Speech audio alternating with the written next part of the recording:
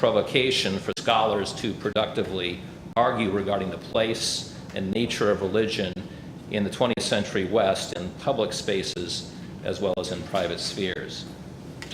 Some of you may be scholars of Taylor that are far better versed than I am in his work, but to risk oversimplification of one of Taylor's key arguments, and I think this is an argument that connects to Jane's opening comments.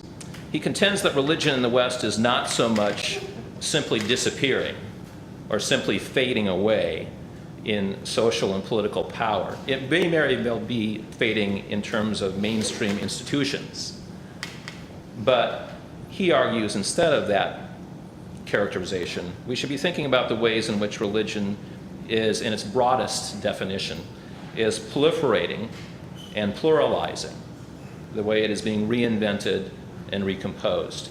As Taylor puts it, the developments of modernity did indeed destabilize earlier forms of religious life.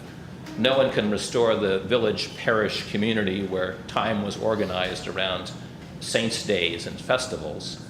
But this decay of older forms often is followed by a recomposition of new forms of religious life.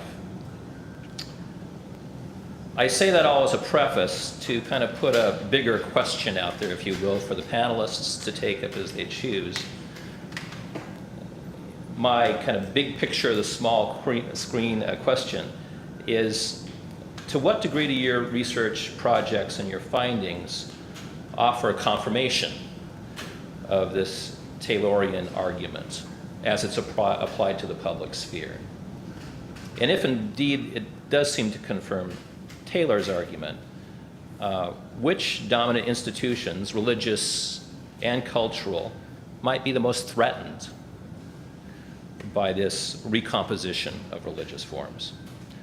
For example, in Liz Bird's skillful argument that television drama is hostile to atheism and that it privileges a lived religion primarily concerned with personal growth and fulfillment, it seems to me that she's making an argument that neatly aligns with and supports Taylor's idea that the modern public sphere is a place where we've seen an incredible proliferation and fragmentation of spiritual options or orientations, and that rather than fading away, Western religious discourse is in a process of recomposition.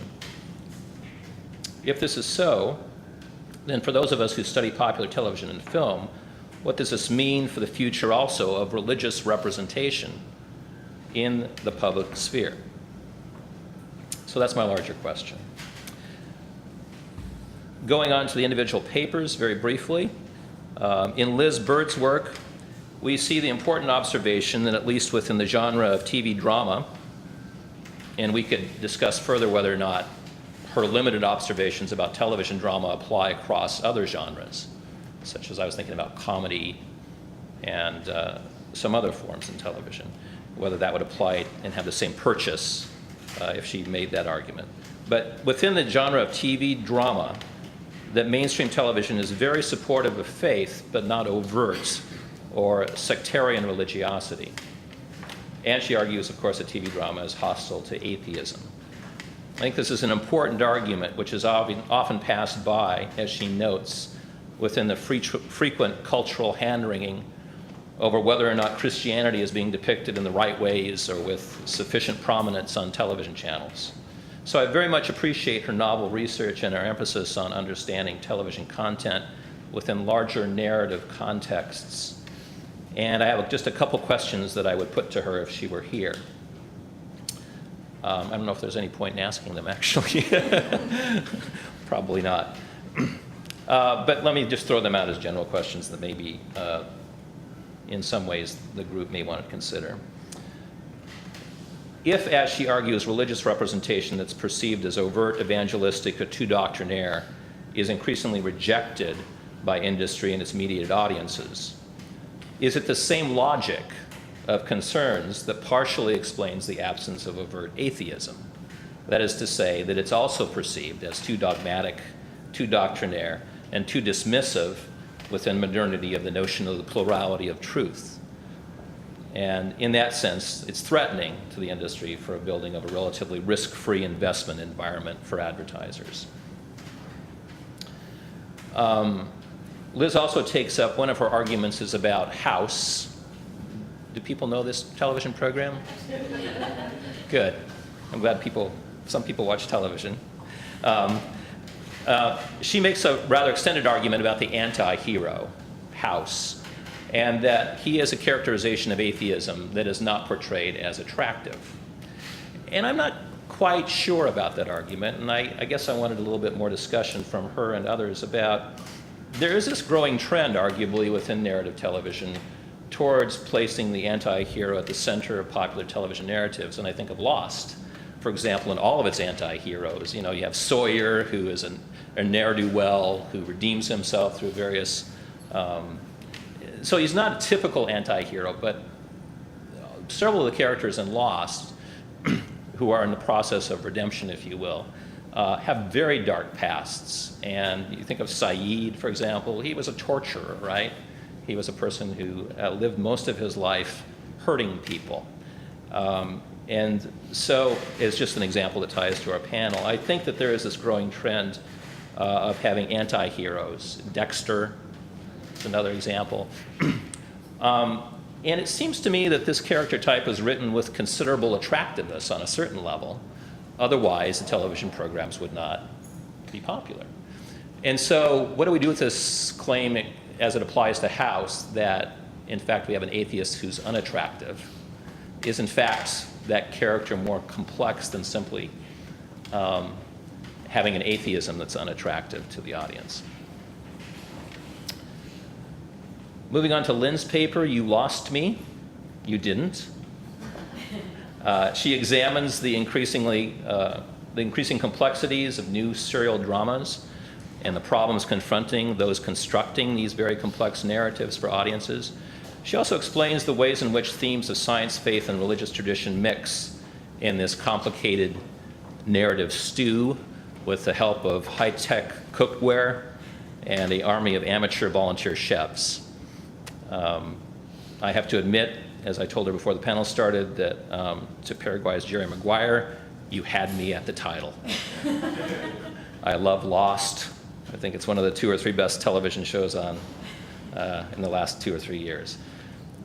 Lynn, your emphasis on audience responses and the way in which Lost capitalizes on the new possibilities created via internet and digital sharing technologies really seems to me to be on the cutting edge of media scholarship today. In a sense, you are very much, I think, writing the history of the future as you discuss how television is revisioning itself in dialogue with television fans across multiple media platforms. It also struck me that your work reminds me very much of work that's been done recently by Jeff Sconce, who has written a great essay in the collection titled Television After TV. In an examination of the stylistic and narrative history of television, Sconce argues that in the face of increasing media competition and narrowcasting, there's been increasingly a move toward not only very complex, very dense and specialized cumulative narratives and extremely complicated diegetic realms, which, by the way, you have to keep up with. If you miss an episode, you're entirely lost. But he says, alongside of that increasing complexity and specialized cumulative narrative, he says there's also a move towards something he calls the conjectural form of narrative, which are forms that ask the audience to consider what if something had or hadn't occurred in the narrative in previous episodes. So, for example, applied to Lost, you have all of the flashbacks and flash forwards, which at least implicitly, I think, are inviting the audience to think, well, what if Jack hadn't done that, right? What if Saeed had chosen differently there? And Scott says that this is one way that the industry in the current industrial and economic environment is recrafting narratives using this conjectural mode. It seems to me this conjectural mode is particularly ripe for exploitation in the age of what you quote from Jenkins as the age of convergence culture, where program producers encourage engagement with the what if questions via digital dialogues, digital forums, if you will, with fans. So one of my questions for you, specifically regarding your paper, is it really strikes me that as you talk about the fans who explicitly align themselves with Christianity and with faith, that there has been this historically deep mistrust of popular entertainment within those religious communities.